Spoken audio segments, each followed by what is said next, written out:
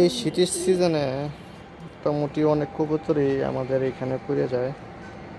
তো কিছু কবুতর আমার কাছে আছে আর কি, রাখছি। এরকমই একটা বাগা মাদি, দেখাই একটা একটা করে। একটা বাগা মাদি, এই একটা সবুজ গলা মাদি,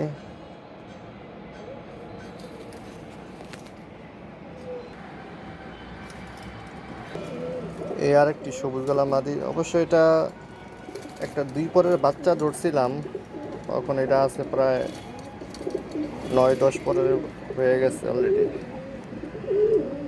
এই যে মাদিটা,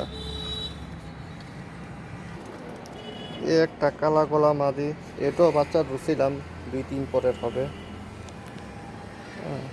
এই একটা মাদি।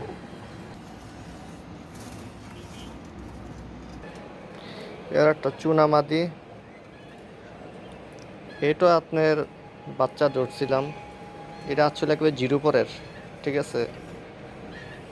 কোথা থেকে আসছিল, আসে দেখি বামে বসে আসছিল, একে একেই নিচে নামছে।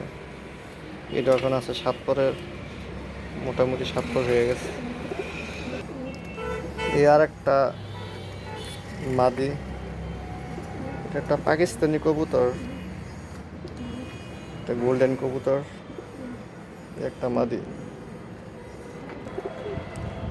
আর একটা বাচ্চা, সাপচিলা বাচ্চা। 5 পরের বাচ্চাটা আমার বাসায় আসে, একটা নর বাচ্চা।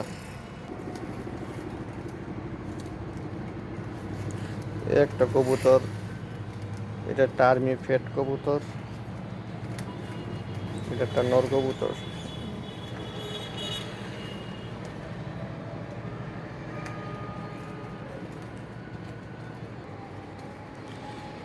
একটা নর কবুতর, এটা হচ্ছে পাকিস্তানি রামপুরি কবুতর। এটা ডিসেম্বরের লাস্টের দিক দিয়ে আর কি আসে আমার বাসায়, অনেকটাই ফ্লাই করে। তখন বর্তমানে এখানে যা আছে সবই ফ্লাই করে আর কি, সব ফিট হয়ে গেছে। ওর কবুতর, কবুতরটা ভাই সাইজটা বিশাল সাইজ, আমি এক হাতে বের পাইতাছি না, কষ্ট এটা ধরে রাখতে। খুব ভালো ফ্লাই করে এই নটটা।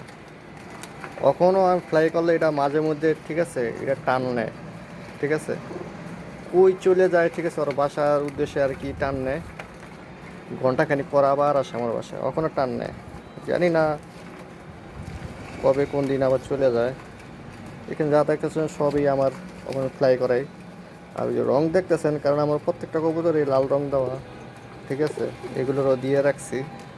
কারণ আমাদের এখানে আবার সেসর বেশি, ঠিক আছে, এটা তো সবাই জানেন, কবুতর সেক্টরে একটু সেসর বেশি থাকে।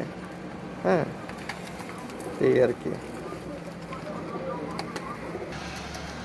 এই যে এখানে 10 পিস কবুতর আছে, এবার মোটামুটি ভালো কবুতর পড়ছে। প্রায় 68 পিস কবুতর আমার এখানে পড়ে। 68 পিসের থেকে 10 পিস আমি রাখি, আর বাকি সব সেলড হয়ে যায়। আবার কিছু কবুতর কারো ছিল, দিয়ে দিছি, এই আর কি। এই আর কি, কবুতরগুলো দেখেন। কার যদি চীনা পরিচয় কবুতর হয় আমাকে কমেন্টে জানায়েন।